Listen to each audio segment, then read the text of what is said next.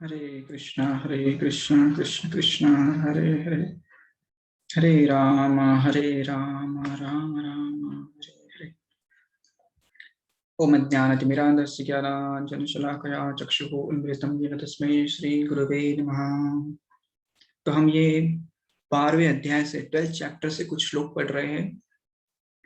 और जैसे हमने पिछली बार देखा कि कृष्ण बता रहे थे कि मेरा भक्त कैसा होता है, उसका ये कंटिन्यूएशन है।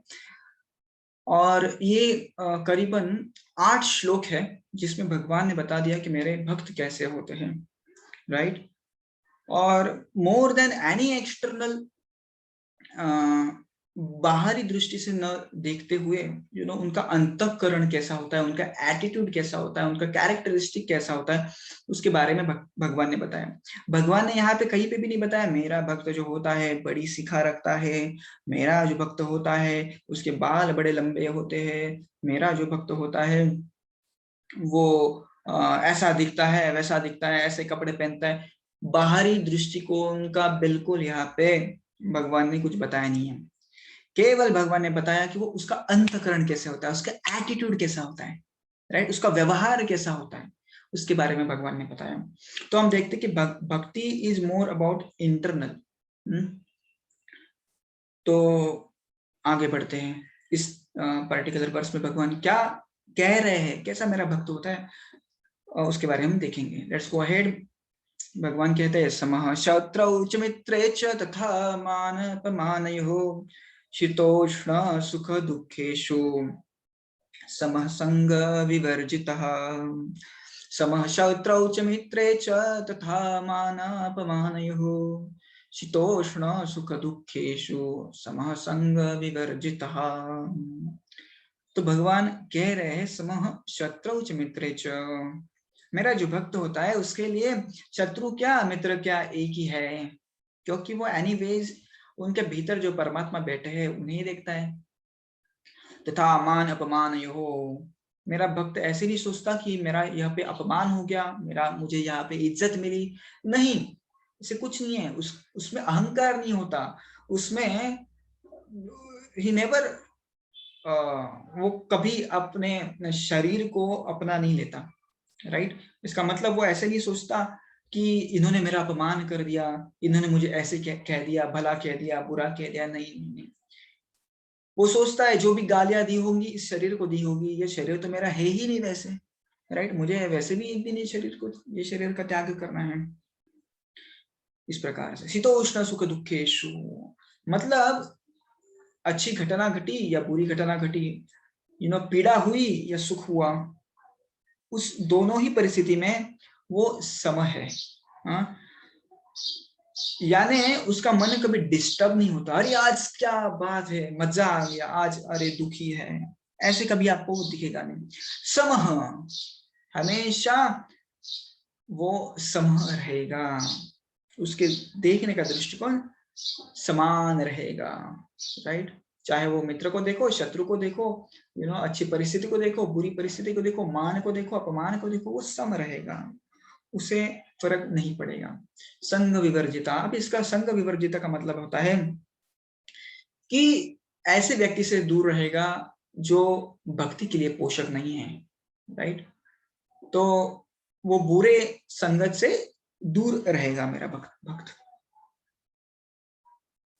लेट्स गो अहेड, हम एक देखेंगे कहानी। तो एक बार शिष्य ने पूछा कि यदि हम भगवान श्री कृष्ण को प्रसन्न करना चाहते हैं तो हमारा एटीट्यूड कैसा हो, क्या करना चाहिए हमें। तो गुरु ने पूछा एक काम करिए, ये जो सामने शमशान घाट दिख रहा है वहां पे जाइए आप, और जो वहां पे जो आपको डेड बॉडी मिलेगी, मुर्दा, राइट, उसे आप चैस्टाइज करके आइए, उसको गाली बक के आइए। तो गया यह शिष्य और उसने डेड बॉडी के सामने गया, जली हुई डेड बॉडी के सामने गया और अनेक प्रकार से बोलने लगे, अरे तुमने पूरा जिंदगी का सत्यानाश कर दिया, जीवन वेस्ट कर दिया, भगवान का नाम नहीं लिया, स्मरण नहीं किया, आपकी गति तो अभी भयंकर होने वाली है, ऐसे वैसे वैसे वैसे बोलते गया। जब उसका मन सेटिस्फाई हुआ, रिटर्न आ गया। गुरुजी ने कहा आपने गालियां दी उसे, और हाँ मैंने दी। उसका कुछ रिप्लाई आया क्या मुर्दे का? क्या मुर्दा कैसे रिप्लाई देगा? गुरुजी ने बोला ठीक है काम करिए, फिर से उसी मूर्ति के पास जाइए और अभी उसका ग्लोरिफिकेशन कीजिए। तो गया और विविध प्रकार से उसका ग्लोरिफिकेशन करने लग गया कि आपने ऐसा काम किया, अच्छा वैसा काम अच्छा किया, ये किया वो किया, आप कितने भले व्यक्ति है, वैसे वैसे वैसे मन भर गया। तो रिटर्न आ गया गुरुजी के पास और गुरुजी ने पूछा, मुर्दे ने कुछ उत्तर दिया? बोले नहीं, मुर्दा कैसे उत्तर देगा? तो गुरुजी ने कहा, उसी प्रकार से एक साधु को भी विविध परिस्थिति में सम होना है, जिस प्रकार से उस मुर्दे को कुछ फर्क ही नहीं पड़ा, राइट? उस मुर्दे को कुछ फर्क नहीं पड़ा, डेड बॉडी को कुछ फर्क नहीं पड़ा कि ये गाली देके गया कि मुझे मेरी स्तुति करके गया, कुछ फर्क नहीं पड़ा। उसी प्रकार से एक साधु होता है, वो दोनों ही चीजों में सम रहता है। कोई उसे उसका ग्लोरिफिकेशन करे, कोई उसका डिसग्रेस करे, मतलब कोई उसे गाली दे, अपमान करे। इसलिए इसका नाम हमने दिया है कि Krishna's grace takes devotee all about the honour and disgrace. जब हम भक्ति में जाते हैं तो हमारी चेतना अपने आप इस स्तर पे चली जाती है कि हम इन छोटी छोटी चीजों के बारे में सोचना कम कर देते हैं। अरे इसने मुझे ये बोला, उसने मुझे ये बात की, मुझे उसने गाली दी, मुझे उधर मेरा सम्मान हुआ। He is not interested in that. In conclusion, if you want to make a spiritual advancement, we must rise above the temporary feelings of duality. जैसे हमने 2.14 ये 2.14 बहुत important है, right? मात्रा स्पर्शास्तु काउंतेय शीतोष्ण सुख दुःखदा आगमापायिनो नित्यं ताम तितिक्षस्व भारत। हे अर्जुन, इन सारे द्वंद्व को आप सहन करना सीखिए। सुख दुख मान अपमान, और क्या, उष्णता और cold, hot and cold weather को आप थोड़ा कंट्रोल करना, उसको टॉलरेट करना सीखिए, right? In other words, when one engages in a devotional service to Krishna, so slowly and steadily takes away all the misgiving.